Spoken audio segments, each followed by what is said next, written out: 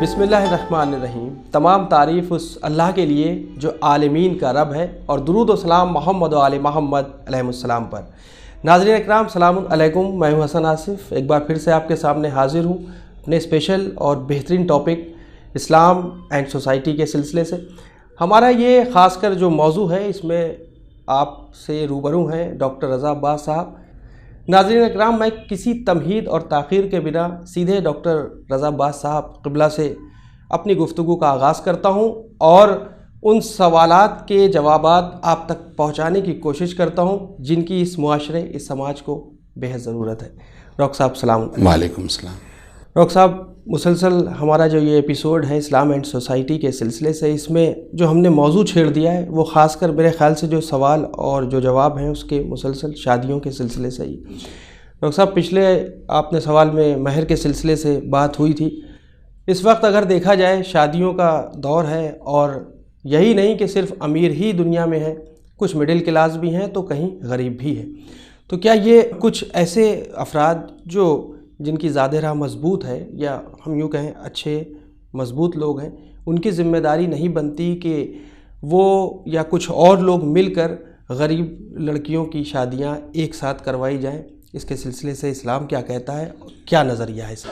ہاں، میرے خیال سے غالباً آپ یعنی کلیکٹیو میرجز جن کی بات آپ کر رہے ہیں کہ آج کل یہ بھی رواج چل پڑا، ہم سمجھتے ہیں کہ اس میں کوئی قباحت نہیں ہے، بلکہ یہ بہت اچھا اور مستحسن عمل ہوگا اگر جو مخیر سماج کے حضرات ہیں جن کو اللہ تعالیٰ نے اپنی بارگاہ سے جو ہے وہ دولت و ثروت دی ہے، کہ وہ اپنی ذمہ داری کو سمجھیں، سماجی ذمہ داری کو سمجھیں، اور ایسے نوجوانوں اور ایسی نوجوان لڑکیوں کی کہ جن کی مال کی کمی کی وجہ سے اور وسائل کی کمی کی وجہ سے جن کی شادیاں نہیں ہو پا رہی ہیں، ان کی جو ہے وہ ایک جگہ جمع کر کے اور ایک ساتھ جو ہے وہ فرض کیجئے 10 یا 20 شادیاں کر دی جائیں، تو یہ بہت ہی اچھا عمل ہے۔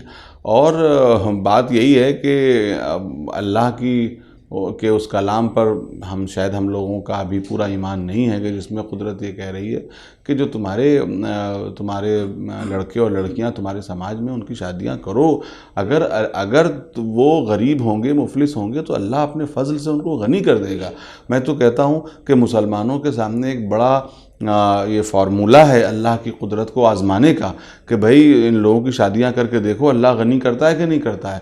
مگر ہم پتہ نہیں کس چیز میں نپٹے ہوئے ہیں اور چمٹے ہوئے ہیں کہ یہ کہتے ہیں کہ جب تک یہ نہیں ہو جائے گا شادی نہیں کریں گے، جب تک وہ نہیں ہو جائے گا شادی نہیں کریں گے، جب تک ایسا نہیں ہو جائے گا شادی نہیں کریں گے۔ نتیجہ یہ ہوتا ہے کہ شادی کی عمر نکل جاتی ہے، اور جب عمر نکل جاتی ہے تو جو ہے وہ اس طرح کے رشتے پھر نہیں مل پاتے کہ جس کی وہ لڑکا یا لڑکی طلبگار ہوتی ہے۔ ڈاکٹر صاحب، اب شادیوں میں اگر دیکھا جائے کہ بہت زیادہ اس وقت جو شادیاں ہو رہی ہیں، بہت مہنگی شادیاں ہو چکی ہیں۔ میرج ہال خالی آپ دیکھ لیے مطلب کتنے کاسٹلی، اور جو کیٹرنگ یا جو بھی چیزیں لوگ مہیا کرتے ہیں شادیوں کے سلسلے سے، وہیں ایک طبقہ ہے جسے غریب طبقہ کہا جاتا ہے۔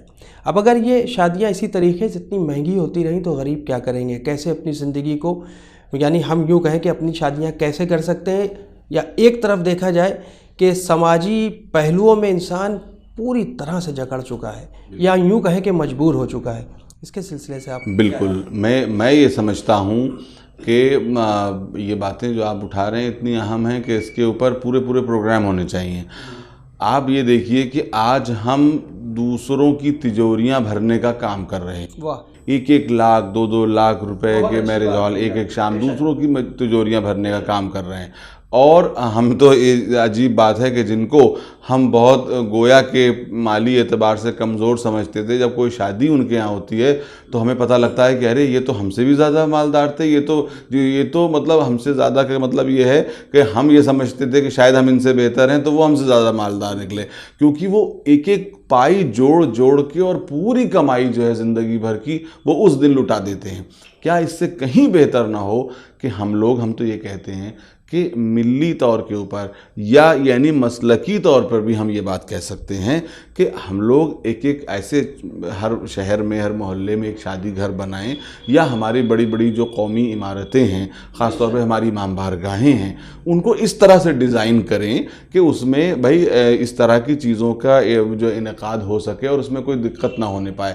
آپ یہ بتائیے کہ مسجد نبوی سے بڑا مقدس کوئی جگہ ہے؟ لیکن مسجد نبوی کی تاریخ کیا ہے کہ تمام حکومتی معاملات اور سب کچھ اسی مسجد میں طے ہوا کرتے تھے۔ رسول جنگ کے فیصلے بھی وہیں کیا کرتے تھے، اور مقدمات کے فیصلے بھی وہیں کیا کرتے تھے، تعلیم کے معاملات بھی وہیں ہوتے تھے۔ وہی ایک مسجد تھی اور سارے مقصد کو حل کر ملٹی پرپز مسجد تھی۔ تو کیا ہم ملٹی پرپز امام بارگاہیں نہیں بنا سکتے؟ ملٹی پرپز مسجدیں نہیں بنا سکتے؟ کیا مسجد میں نکاح نہیں ہو سکتے؟ اور اس کو تھوڑا سا اچھا کر لیجئے۔ ہم کہتے ہیں کہ آپ چاہتے ہیں کہ تھوڑا شاندار ہو، لائٹنگ ہو، بالکل، کس نے منع کیا؟ آپ کر لیجئے۔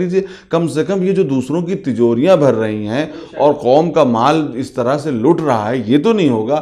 اور ہم یہ کہیں گے کہ مثال کے طور پر ایک آدھ اچھے لوگوں کو آگے آنا پڑے گا، اور جب وہ اس طرح کی شادیاں کریں گے اور لوگوں کو احساس ہوگا کہ بھائی اس طرح سے تو ہماری بہت اچھی بچت ہو سکتی ہے، اور بچت کا مطلب یہ نہیں کہ بچا کے اپنے پاس رکھ لیں، ان کو ہم اور اہم چیزوں میں خرچ کر سکیں گے، لگا سکیں گے، بچوں کی تعلیم میں لگا سکیں گے، بیماروں کے علاج میں لگا سکیں گے، بھوکوں کی غذا میں لگا سکیں گے، تو کیوں نہیں یہ سب ہوگا؟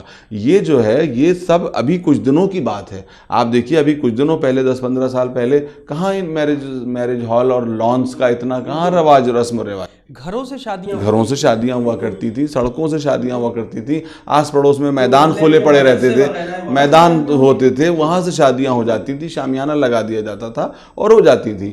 تو ہمیں کسی نہ کسی طور پر اس طرف پلٹنا ہوگا۔ یہ سسٹم چلنے والا نہیں ہے۔ دیکھیے ماحول کتنا بگڑ چکا ہے، کتنے ہمارے مالی اور معاشی حالات بگڑ چکے ہیں۔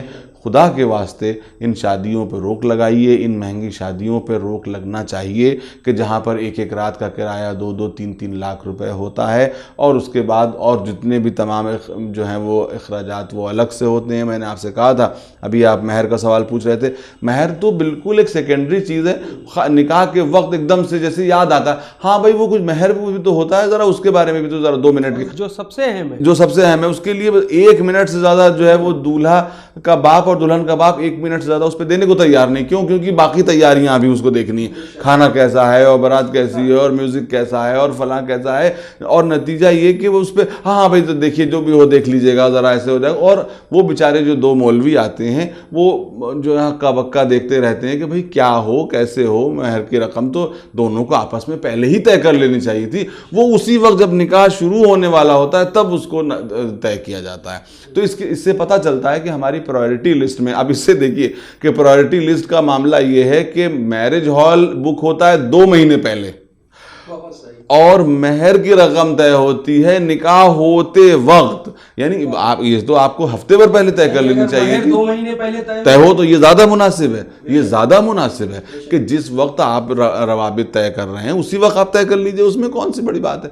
لیکن صاحب میرج ہال تو 2 مہینے پہلے طے ہوتا ہے، اور اس وقت مہر کی رقم کے اوپر کوئی ٹائم دینے پہ تیار نہیں ہوتا، اور آخر کہہ دیتا ہے ہاں لکھ لیجئے جناب، اچھا یہ بتائیے وہ مہر فاطمی کیا ہوتا ہے، اور 25,000 لکھ لیجئے، اور 14,000 لکھ لیجئے، اور 50,000 رکھ لیجئے۔ مطلب یہ کہ جیسے کہ یہ کوئی چیز، ہاں تب شریعت نظر آتی ہے۔ اور اچھا ایک بات اور بھی ہے، لینے والا اور دینے والا سب یہ سمجھتے ہیں کہ اس کی کوئی اہمیت ہی نہیں ہے، نہ لینے والا لینے کی نیت رکھتا ہے، نہ دینے والا دینے کی نیت رکھتا ہے۔ بہت اچھی بات تو اور وہ اس طرح سے اس کو جو ہے وہ کسی طرح سے ایک شرعی جامہ پہنا دیا جائے۔ بہت اچھی بات۔ تو آپ یہ دیکھیں جو سب سے اہم چیز تھی، جو صرف شریعت تھی، جو پیور شریعت ہے مہر، وہ تو اس طرح سے پامال ہوتی ہے۔ اور اس کے بعد آپ لباسوں پر دیکھیے، غذاؤں پر دیکھیے، سجاوٹ پر دیکھیے، روشنی پر دیکھیے، تو وہ جو ہے وہ تو ہوش کو ٹھکانے لگا دینے والے اخراجات ہوتے ہیں۔ بہت اچھی بات آپ نے کی رضا صاحب، کہ جس طریقے سے میرے بھی ذہن میں آئی، یہی ناظرین کے بھی آئی، کہ سنت کو چھوڑ دیا اور رسم کو پکڑ لیا۔ بالکل بالکل، سب رسمی ہو گیا۔ رسم کو ہم نے پکڑا، اور پھر کچھ دنوں کے بعد رسم نے ہم کو پکڑا، اور پھر رسم نے ہم کو پکڑا، اور کچھ دنوں کے بعد رسم نے ہم کو جکڑا۔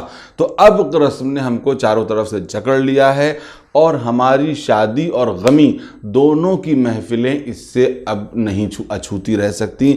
ہم نے اس میں صرف اور صرف دولت کی نمائش کو گویا کہ اپنا جو ہے وسیلہ بنا رکھا ہے، اپنا طریقہ بنا رکھا ہے، جو کہ سماج کی تنزلی اور سماج کو نیچے لے جانے والی باتیں ہیں۔ میں پھر کہہ رہا ہوں کہ وقتی چمک دمک پر مت جائیے، یہ چیزیں ہمارے سماج کو برباد کر سکتی ہیں اور کر رہی ہیں۔ بے شک، بہت اچھی بات کہ اگر ہم ڈیفینیشن میں دیکھ لیں رسم کی تو یہ شو آف میں ہی آئے گا۔ بالکل صرف شو آف ہو رہا ہے، اس کے علاوہ کچھ نہیں ہے۔ گھر سونے پڑے ہیں، سنسان پڑے ہیں۔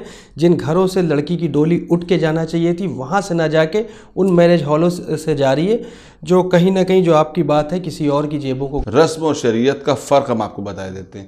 شریعت ہوتی ہے ود پرپز اور رسم ہوتی ہے وداؤٹ پرپز یا صرف تفریحاً، صرف تفریح۔ رسم کا مقصد صرف تفریح ہوتا ہے اور شریعت کا مقصد، شریعت کی ہر بات کے پیچھے ایک سالڈ پرپز ہوتا ہے۔ بہت اچھا۔ تو جہاں بھی آپ کو تفریح نظر آئے تو سمجھ لیجئے کہ وہ رسم ہے، اور جہاں پہ آپ کو پروفاؤنڈ مقصد، میں نے بتایا نا کہ مہر ہے، تو مہر کے پیچھے ایک مقصد ہے، اس مقصد کو پامال نہیں ہونے دینا چاہیے۔ تو یہ اور باقی چیزیں رسم ہے۔ رسم وہ جو گڑھی جائے، رسم وہ جس کے پیچھے کوئی مقصد نہ ہو، اور رسم وہ جو صرف تفریح تباہ کے لیے کی جائے۔ بے شک، بہت اچھی بات کہی رضا صاحب آپ نے۔ تو ناظرین ہماری بھی آپ سے گزارش ہے کہ آپ بھی دیکھیے، اگر آپ اہل بیت اطہار علیہ السلام کے چاہنے ماننے والے ہیں، قرآن مجید پر عمل کرتے ہیں، شریعت پر عمل کرتے ہیں، تو رسمی نہ بن کے آپ سنت پر غور کریں، اور جو اللہ نے ہم پر فرائض ہمارے لیے انجام دینے کے لیے ہم سے کہا ہے اس اور بڑھیں۔ یہاں پر میں بس ایک منٹ کے لیے ایک بات آپ سے ضرور کہہ دوں کہ یہاں پر ہمارے محترم ناظرین یہ نہ سمجھیں کہ ہم تمام رسموں کو مٹا دینا چاہتے ہیں، کاٹ دینا چاہتے ہیں۔ اگر کوئی ایسی رسم ہے کہ جس سے کوئی نقصان نہیں ہے اور تھوڑی بہت تفریح ہو رہی ہے تو دین اس کو منع بھی نہیں کرتا ہے، دین نے منع نہیں کیا ہے۔ میں ان رسموں کے بارے میں آپ سے کہہ رہا ہوں، ناظرین سے کہہ رہا ہوں، جو رسمیں سماج میں غلط اثرات ڈال رہی ہیں اور سماج کو کنگال بنا رہی ہیں، میں ان رسموں کی بات کر رہا ہوں۔ شادی بیاہ کے موقع پر کچھ خوشگوار رسمیں ہوتی ہیں اور جو ہو جائیں تو کوئی حرج کی بات نہیں ہے، اس میں کوئی ایسی بات نہیں ہے، بس بشرطے کہ بے حیائی نہ ہو اور اس طرح کی کوئی بات نہ ہو۔ تو تفریح کرنا کوئی برا نہیں ہے، تفریح کرنا جرم نہیں ہے، تفریح بھی انسان کی ضرورت ہے، لیکن میں نے بتایا کہ تفریح اس حد سے آگے نہ بڑھ جائے کہ سماج کے لیے تنزلی، سماج کے لیے نقصان کا باعث بن جائے۔ بہت خوب ڈاکٹر صاحب، فی الحال ہم اس ایپیسوڈ کو یہیں پر وائنڈ اپ کریں گے ناظرین۔ ہم پھر حاضر ہوں گے اگلے ایپیسوڈ میں۔ یہ ہمارا 3rd ایپیسوڈ یعنی تیسرا ایپیسوڈ تھا۔